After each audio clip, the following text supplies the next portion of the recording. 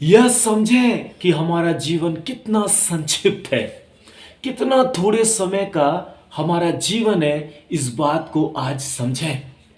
Bible कहती है भजन संहिता 90 का 12 में, हमको अपने दिन गिनने की समझ दे कि हम बुद्धिमान हो जाएं। क्यों? क्योंकि मेरे प्रियो, अय्यूब की पुस्तक 14 अध्याय का 5 वचन में लिखा है, मनुष्य के दिन नियुक्त किए गए हैं और उसके महीनों की गिनती तेरे पास लिखी है, और तूने उसके लिए ऐसा सिवान बांधा है जिसे वह पार नहीं कर सकता। मेरे प्रियो, मनुष्यों के दिन की गिनती लिखा गया है। हम कितने दिन तक इस संसार में रहेंगे, चलेंगे, खाएंगे, जीवन जिएंगे, यह ईश्वर ने निर्धारित कर रखा है, यह परमेश्वर ने नियुक्त करके रखा है मेरे प्रियो। और हमें नहीं पता कि हम कितने दिन जिएंगे। भजन संहिता 90 अध्याय का वचन 10 में कहता है, हमारे आयु के वर्ष 70 तो होते हैं और चाहे बल के कारण 80 वर्ष भी हो जाए, परंतु मेरे प्रियो, कल क्या होगा हमें नहीं पता। इसलिए जब आप नीति वचन की पुस्तक उसका 27 अध्याय का 1 वचन को जब आप पढ़ते हैं तो यहां लिखा है, कल के दिन के विषय में डींग मत मार, क्योंकि तू नहीं जानता कि दिन भर में क्या होगा। हाँ मेरे प्रियो, कल के दिन के विषय में तू घमंड मत कर, डींग मत मार, क्योंकि दिन भर में हमारे साथ क्या होगा हमें नहीं पता।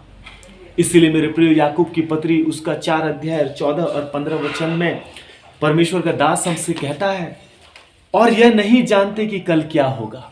हाँ मेरे प्रियो, याकूब कहता है कि यह नहीं जानते कि कल क्या होगा। हम 1 साल आगे का प्लान करते हैं, 1 साल आगे का योजना बनाते हैं। ये 2025 को हम योजना बनाएंगे, प्लान करेंगे, हम बहुत वगैरह वगैरह करेंगे, हम ये काम करेंगे, ये बिजनेस करेंगे, हम ये कार्य आरंभ करेंगे, हम ये पढ़ाई करेंगे, हम यहाँ खर्च करेंगे। हम अपने पूरे लाइफ का हम क्या करते हैं, सेटलमेंट, और पूरे लाइफ का हम प्रोग्राम को हम सेट करते हैं, परंतु हम ये नहीं जानते कि कल क्या होगा, दिन भर में मेरे साथ क्या होगा, हमें ये नहीं पता। बाइबल कहती है, सुन तो लो, तुम्हारा जीवन है ही क्या। तुम तो भाप के समान हो जो थोड़ी देरी दिखाई देती है फिर लोप हो जाती है।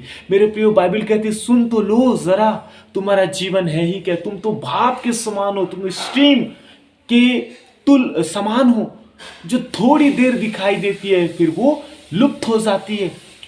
हमें हमारे जीवन के प्रति ईश्वरीय दृष्टिकोण रखने की आवश्यकता है, और अपने जीवन को ईश्वर के दृष्टिकोण से देखना यह जरूरी है, और ये कहना कि यदि प्रभु चाहे तो हम जीवित रहेंगे और वो कार्य भी करेंगे। मेरे प्रियो, हमारा जीवित रहना और जीवन में कार्य करना, 1 वर्ष का प्लान करना, 1 वर्ष का पूरा हमारा मैनेजमेंट को हमें करना, ये परमेश्वर के अनुग्रह से, परमेश्वर की इच्छा से, परमेश्वर की मर्जी से होगा। इस बात को हम ना भूलें, क्योंकि अय्यूब की पुस्तक 14 अध्याय का वचन 5 में लिखा है, मनुष्य के दिन नियुक्त किए गए हैं। हमारे लिए जितना दिन नियुक्त किया गया है उतने दिन के अंदर में ही हमें खाना है, पीना है, जीना है, और परमेश्वर की आराधना करना है, उसके राज्य की खोज करना है, उसकी उपासना, उसकी सेवा करना है।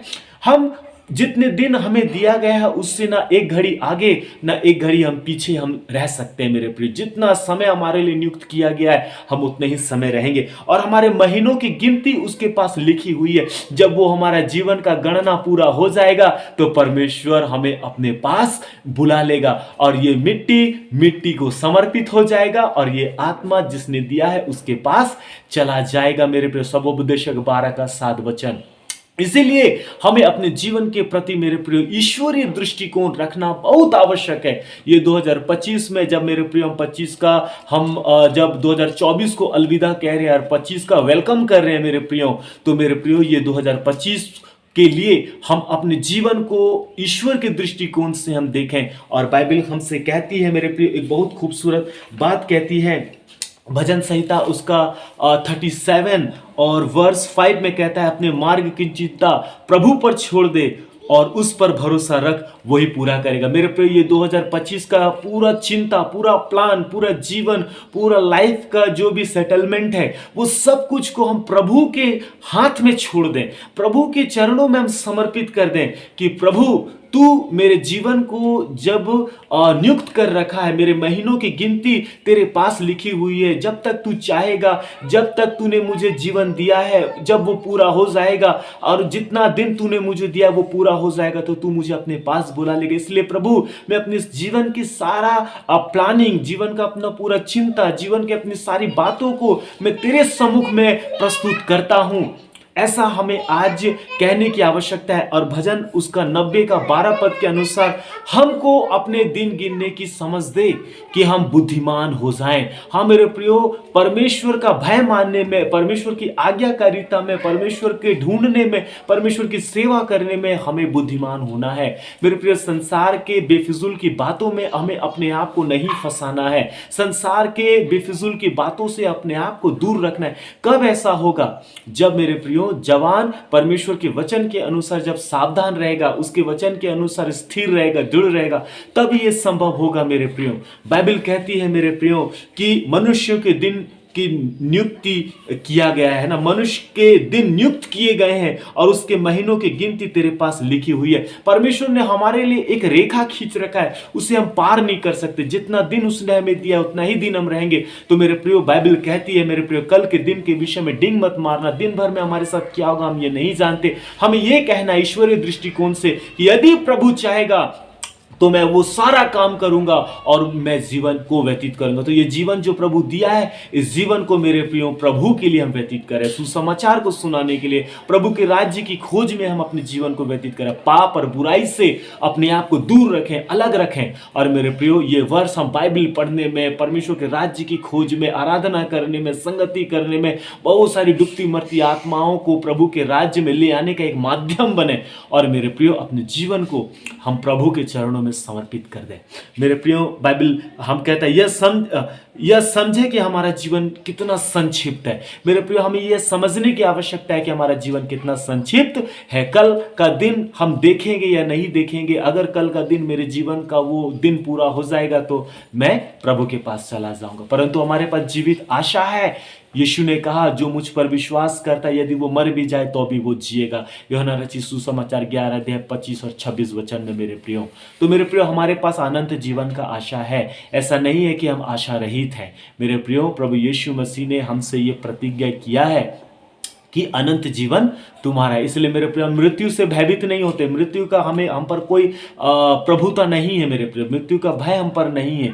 निश्चय पाप की मजदूरी मृत्यु है, हमें उस मृत्यु का स्वाद भी हमें जरूर चखना होगा।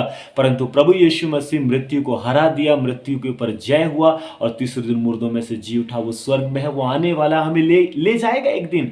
मेरे प्रियो, हमें मृत्यु का भय नहीं, क्योंकि यीशु ने मृत्यु के बंधन को तोड़ दिया है और मृत्यु के ऊपर जय किया। हे मृत्यु, तेरी जय कहां रही? यीशु ने मृत्यु के ऊपर जय किया। इसलिए मेरे प्रियो, अनंत जीवन तो हमारा है। परंतु जितने दिन इस पृथ्वी पर हैं, हम पृथ्वी के वस्तुओं की खोज में ना रहें। हम जब कुलुसी उसका 3 अध्याय 1 से 4 पढ़ते हैं तो स्वर्गीय वस्तुओं की खोज में रहें मेरे प्रियो।